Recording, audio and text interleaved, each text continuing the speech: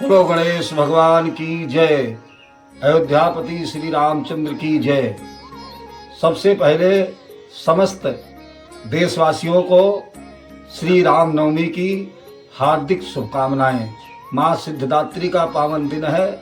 हमारे सनातन धर्म के संत विद्वान ब्राह्मण भक्त आज पूरे देश में प्रसन्नता पूर्वक राम जन्मोत्सव मना रहे हैं।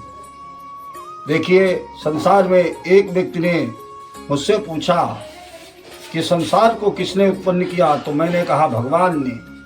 तो कहा भगवान को किसने उत्पन्न किया, तो मैंने कहा भगवान को प्रेम ने उत्पन्न किया। व्यापक ब्रह्म निरंजन निर्गुण विगत विनोद, सो अज प्रेम भगति बस कौशल्या की गोद। वो प्रेम है। प्रेम से कौशल्या माँ ने भगवान श्री राम को आज ही के दिन जन्म दिया है और भगवान राम को उत्पन्न करने के लिए उन्होंने पुत्रेष्ठ यज्ञ करके महाराज दशरथ ने हव्य दिया। हव्य माने खीर। खीर खाने से हमारे मर्यादा पुरुषोत्तम भगवान श्री राम इस दुनिया में आए और अपनी संस्कृति से, अपनी मर्यादा से संसार को एक जीने का पावन रास्ता दिखाया। तो खीर कितनी चीजों से बनती है? 3 चीजों से, दूध, चावल और चीनी।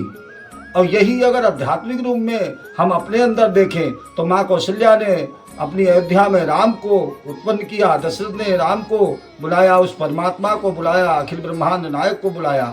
अगर हम अपने अंदर वो खीर तैयार करें, दूध जो है ज्ञान का द्योतक है और चावल जो है कर्म का द्योतक है और चीनी है भक्ति की द्योतक।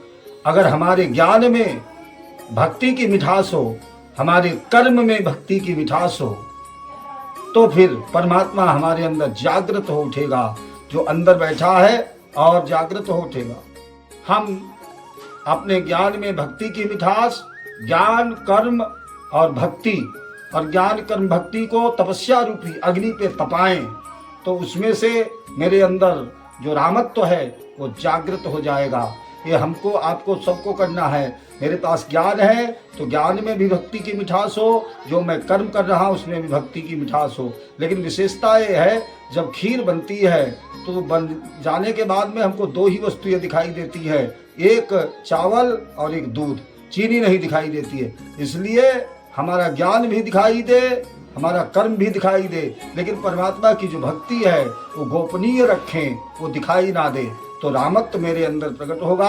आज रामनवमी के अवसर पर समस्त देशवासियों को मंगल कामनाएं हैं और यही मेरा उपदेश है। जैसे राम जी आए वैसे अपने अंदर भी रामत्व उत्पन्न करो।